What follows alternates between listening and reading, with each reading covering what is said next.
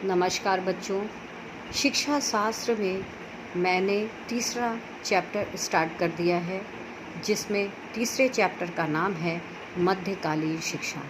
मध्यकालीन शिक्षा के अंतर्गत अभी तक मैंने आपको शिक्षा के उद्देश्य और शिक्षा की व्यवस्था के बारे में विस्तार से बताया। आज बच्चों मैं आपको मध्यकालीन शिक्षा की प्रमुख विशेषताओं के बारे में विस्तार से बताऊंगी। ये क्वेश्चन बहुत इम्पोर्टेंट भी है बच्चों। मध्यकालीन शिक्षा की प्रमुख विशेषताओं में, इस्लामी शिक्षा की प्रमुख विशेषताओं में जो प्रमुख हैं वो इस प्रकार हैं बच्चों।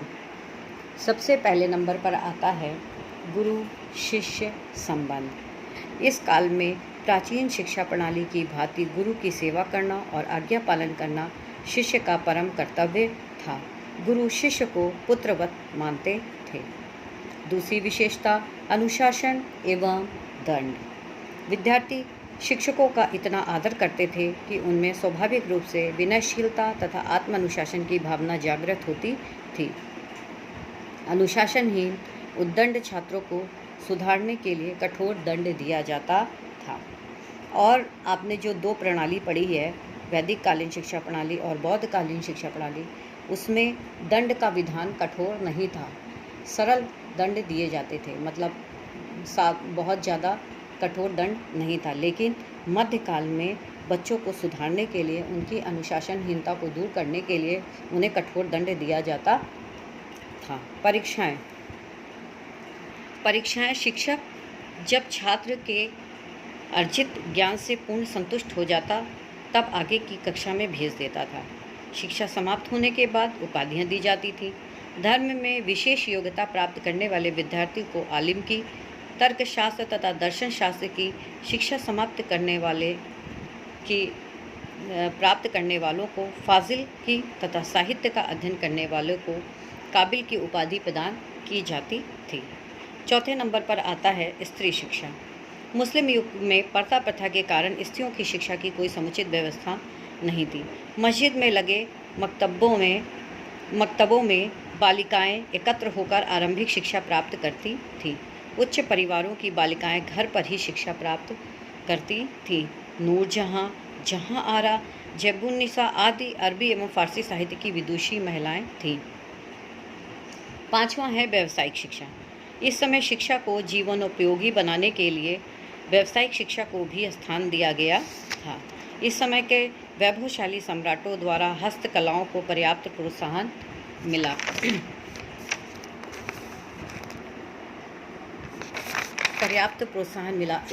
इस शिक्षा के अंतर्गत आभूषणों का निर्माण, हाथी दांत का काम, रेशम तथा जरी का काम, जलयान निर्माण, रथ निर्माण तथा युद्ध सामग्री का निर्माण आदि प्रमुख कार्य थे। इन कार्यों की शिक्षा कला तथा जीविकोपार्जन दोनों दृष्टियों से दी जाती थी। छठे नंबर पर आता है बच्चों ललित कलाओं की शिक्षा। ललित कला की दृष्टि से मुस्लिम काल को स्वर्ण युग कहा जाता है। इस काल में भवन निर्माण कला, चित्रकला, नृत्य कला एवं संगीत की पर्याप्त उन्नति हुई। इन कलाओं में प्रशिक्षण की व्यक्तिगत रूप से व्यवस्था थी। सातवें नंबर पर आता है सैनिक शिक्षा। अपने राज्य को सुदृढ़ तथा शक्तिशाली बनाने के लिए इस युग में सैनिक शिक्षा को अनिवार्य बना दिया गया। मुस्लिम राजकुमारों को अश्वारोहण, भाला, तीर, तलवार चलाना, किले का घेरा डालना आदि विषयों की शिक्षा दी जाती थी। आठवें नंबर पर आता है साहित्य व इतिहास का विकास। इस काल में साहित्य और इतिहास का भी पर्याप्त विकास हुआ। खिलजी और तुगलक सुल्तानों के दरबार में अमीर खुसरो एक उच्च कोटि का कवि था। मुस्लिम साहित्यकारों में संस्कृत के भी प्रकांड पंडित थे। अलबरूनी ने दर्शन तथा ज्योतिष के ग्रंथों का अरबी में अनुवाद किया। मुगल काल में बाबर अरबी, फारसी और तुर्की भाषा का विद्वान कवि था। अकबर के समय में मुल्ला दाऊद की तारीख़ अल्फ़ी, अबुल फजल की आईन अकबरी तथा अकबरनामा आदि प्रसिद्ध है। अकबर के समय में रामायण तथा महाभारत के कुछ भाग का फारसी में अनुवाद किया गया। इस प्रकार हम देखते हैं कि उस समय की शिक्षा पद्धति में उच्च कोटि के विद्वान, कवि, साहित्यकार तथा इतिहासकार उत्पन्न करने की क्षमता थी। 9th पे आता है प्रमुख शिक्षा केंद्र। शिक्षा के प्रमुख केंद्र आगरा, दिल्ली, जौनपुर, बीदर, लाहौर, अजमेर, लखनऊ, बीजापुर, गोलकुंडा, मालवा, जालंधर, मुल्तान, गुजरात, बंगाल आदि स्थान थे। इस प्रकार बच्चों, मुस्लिम शिक्षा के अंतर्गत मध्यकालीन शिक्षा की प्रमुख विशेषताओं में ये 9 विशेषताएं प्रमुख थीं।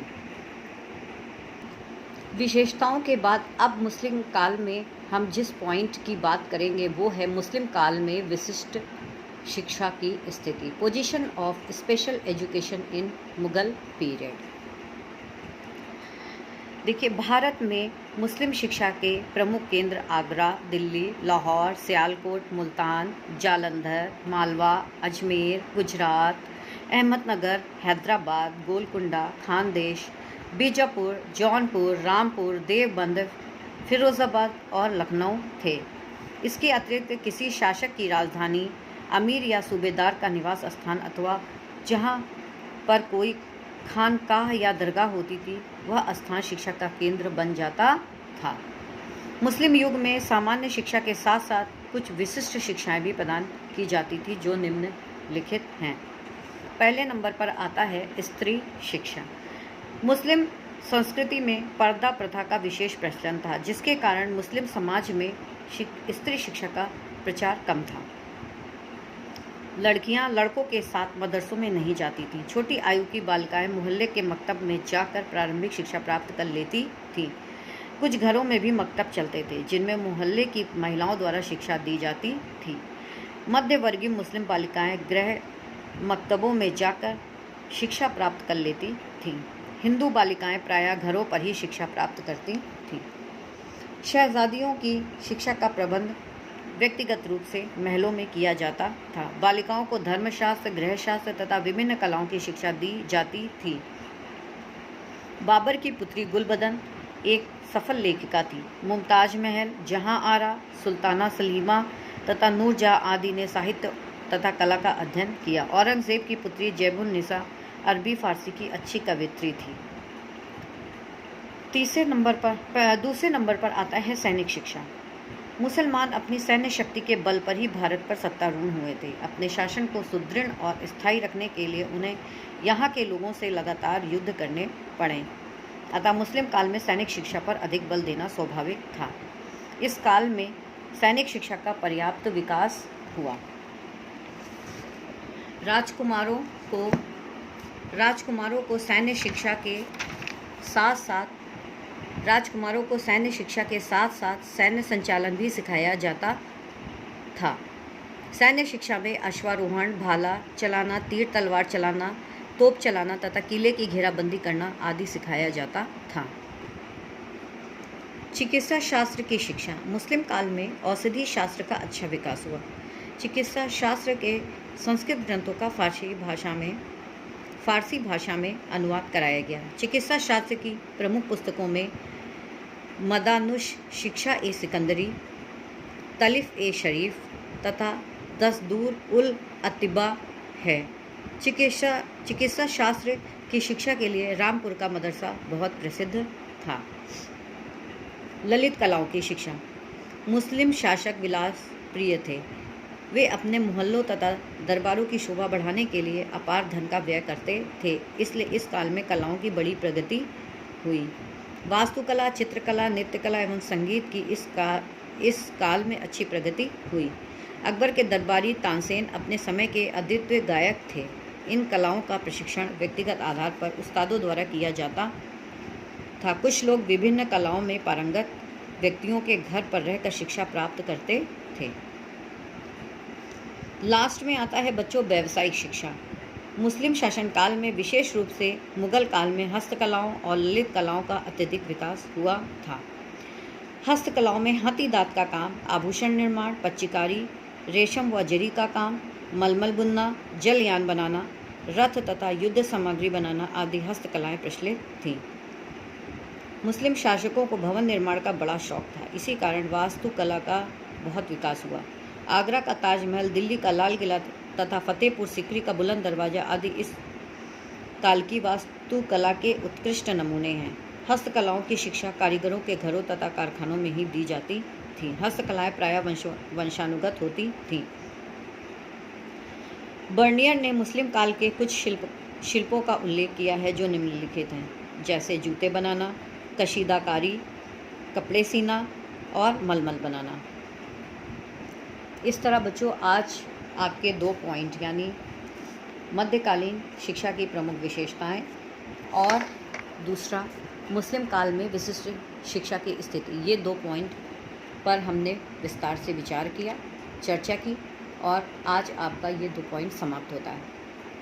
कल बच्चों मैं आपको मध्यकालीन शिक्षा का मूल्यांकन यानी मध्यकालीन शिक्षा के अंतर्गत कौन कौन से गुण थे और कौन कौन से दोष थे, इसके बारे में आपको विस्तार से बताऊंगी। बच्चों आज आपका एक होमवर्क भी है। मैं अभी आपको मध्यकालीन शिक्षा की प्रमुख विशेषताएं इसकी फ़ोटो खींचकर भेज रही हूँ। इसको आपको लॉन्ग क्वेश्चन में करना है। क्वेश्चन है मध्यकालीन शिक्षा की प्रमुख विशेषताओं का विस्तार से वर्णन कीजिए। ये आपका क्वेश्चन है। फिर से क्वेश्चन सुन लीजिए बच्चों। मध्यकालीन शिक्षा की प्रमुख विशेषताओं का विस्तार से वर्णन कीजिए। आपको ये प्रश्न लॉन्ग में करना यानी कम से कम 4 या 5 पेज का आंसर होना चाहिए। इसका डिटेल आपको फ़ोटो खींचकर मैं भेज दूँगी और आज आपको अपना ये होमवर्क कंप्लीट करना है। थैंक यू बच्चों।